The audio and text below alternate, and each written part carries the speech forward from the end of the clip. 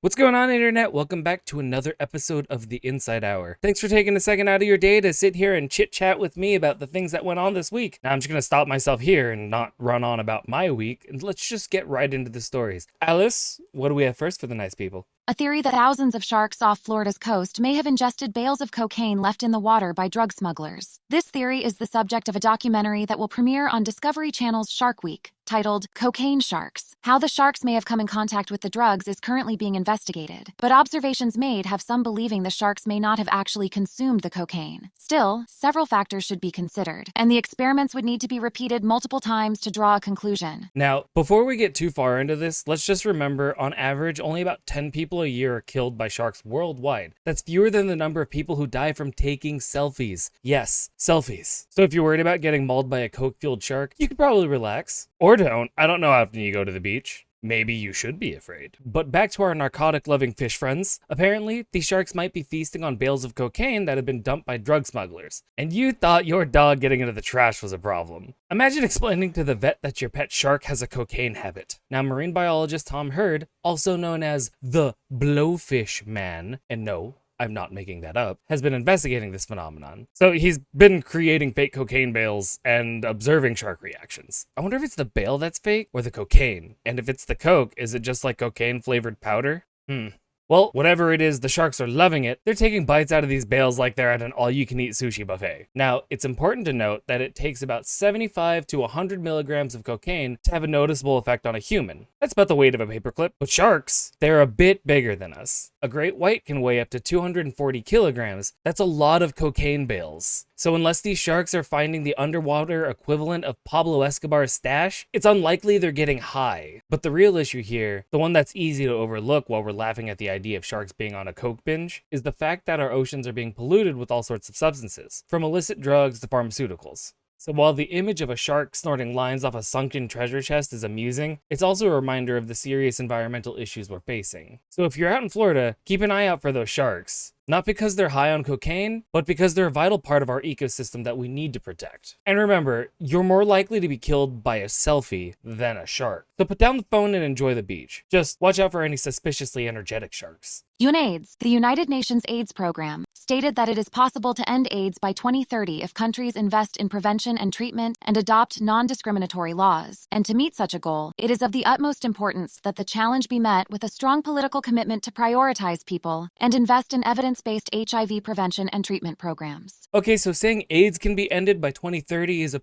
pretty bold claim being made by the United Nations. But according to the UN, all it takes is a little bit of political will, some investment in prevention and treatment, and non-discriminatory laws. It's like a recipe for a good cake, but instead of flour and eggs, we're using political commitment and evidence-based HIV prevention. In 2022, there were an estimated 39 million people around the world living with HIV. That's more than the entire population of Canada. And just like Canada, it's a problem that's often overlooked. But here's the good news. Countries have invested in HIV prevention and treatment and seen strong progression. In Eastern and Southern Africa, new HIV infections have been reduced by 57% since 2010. That's a bigger drop than my self-esteem after watching an episode of America's Next Top Model. However, it's not all sunshine and rainbows. There's been an increase in new infections in Eastern Europe, Central Asia, the Middle East, and North America. The main reason? A lack of HIV prevention services and barriers posed by punitive laws and social discrimination. It's like trying to run a marathon with one leg behind your back. Last year, 1.3 million people became newly infected with HIV, and around 630,000 died from AIDS-related illnesses. That's more than the population of Luxembourg. Imagine if every single person in Luxembourg died over the course of a single year. I mean, that's more or less the scale of the problem we're dealing with. So let's talk about the cost of AIDS treatment. From what we could find, the estimated cost of care in America runs anywhere between $1,800 and $4,500 in a month for over the course of the patient's treatment, which is,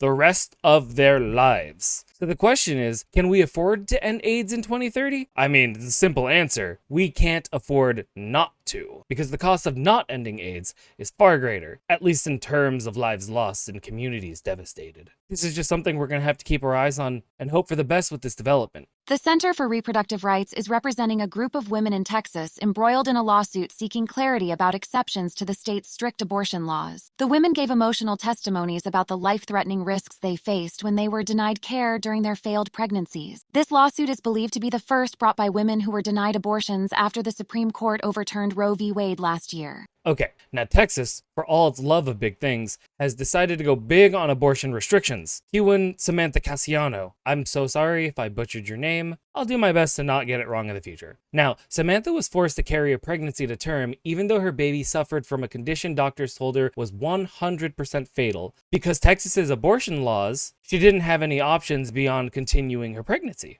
She had to carry the baby to term, and her baby daughter died 4 hours after its birth. Sadly, Samantha isn't the first person this has happened to, and it won't be the last. Now, you'll have to forgive me for going to use a foreign example, but I figured if we're going to act like a less developed or third world country, I might as well use them for comparisons. Having said that, in Nigeria, for example, underage women and girls who have been abducted and repeatedly raped by Boko Haram insurgents were forced to carry unwanted pregnancies to term because the nation's abortion laws don't allow for elective abortions. Now, forcing women to keep their pregnancies against their wishes can be dangerous. It can lead to medical complications, mental health issues, and socioeconomic problems. It's like forcing someone to wear shoes that are 2 sizes too small for them. It's uncomfortable, it's painful, and it can lead to long-term damage. So again, let's ask, why are we trying to force women to keep their pregnancies against their wishes? I mean, simple answer again is we shouldn't be. Women should have the right to make decisions about their own body. I mean, there was such a big upstir about not putting a vaccine into their body. My body, my choice. I just have a feeling we need to pick one lane or the other. Is it complete body autonomy?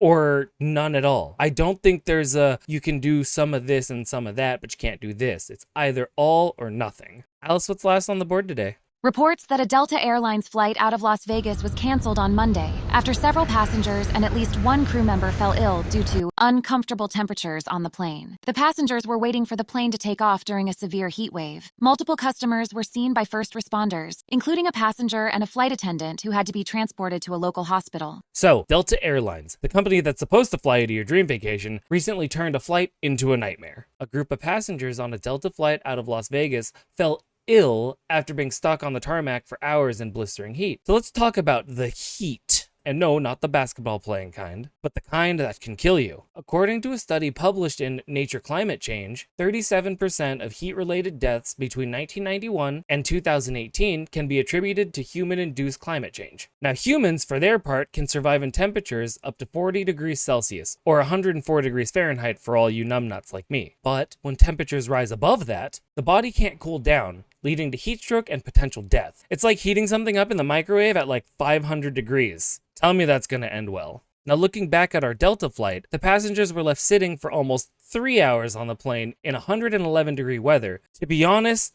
I would rather eat a ghost pepper and deal with the uncomfortable that comes with. Several passengers and at least one crew member fell ill and had to be transported to the local hospital. I'm sorry, this is like a scene out of a disaster movie. I couldn't. This claustrophobia, heat, I'm a bitch in the heat, guys. Like, I'll sweat, I'll die. It doesn't even need to be 100 degrees, honestly. It's like they're trapped in one of those pre-made biscuit tubes that all you have to do is throw it in the oven and pop! Only humans don't come out so nice, flaky, and tasty. So you might be asking, why did it take so long to bring those passengers into safety? That part just doesn't make sense to me, personally. As of recording this section, Delta has yet to make an announcement, so it's something we'll have to keep our eyes open for. If you guys see anything about it over time, make sure you hit me up in the comments and let me know, so I can do an update on the story later. Anyhow, that wraps it up for us today. Thanks for stopping by for another episode of The Insight Hour. I can't tell you how much I appreciate you giving up a small portion of your day to spend time with us. Don't forget to hit that subscribe button, and we'll catch you next time.